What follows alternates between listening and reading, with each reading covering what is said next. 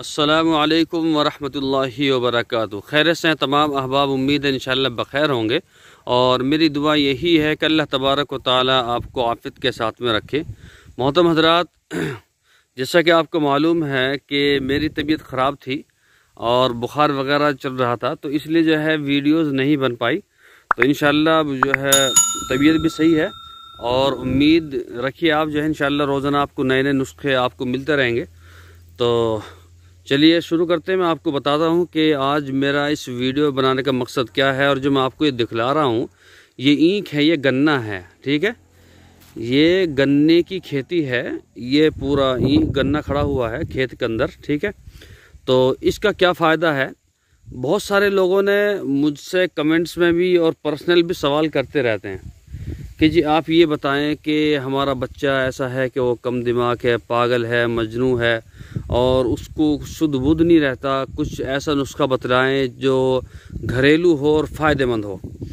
तो उन हजरात के लिए मैं बतलाना चाहता हूं कि आप जो है, आप सबसे पहले तो ये करें कि आप किसी भी खेत में जाएं और जहां गन्ने का खेत हो और खेत वाले से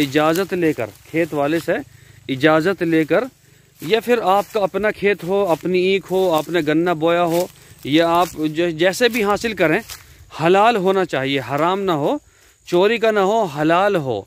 तो आप उसको गन्ने को हासिल करें और खूब ज़्यादा गन्ना चुसाएं, उस बच्चे को, उस मरीज़ को गन्ना चुसाएं, ठीक है।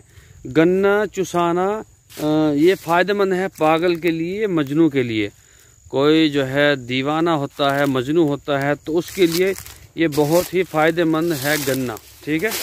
गन्ना, अब इसमें भी गन्नों में क्वालिटीज़ आती हैं, गन्ने में क्वालिटी आती है, कौन सा नस्ल का गन्ना चुसाएं, अब ये भी सवाल बनता है, ठीक है। बाज़ जगह जो है 67 का बीज होता है, कहीं 48 का, कहीं 66 का, कहीं 64 का, कहीं रसगुल्ला, कहीं 32 का।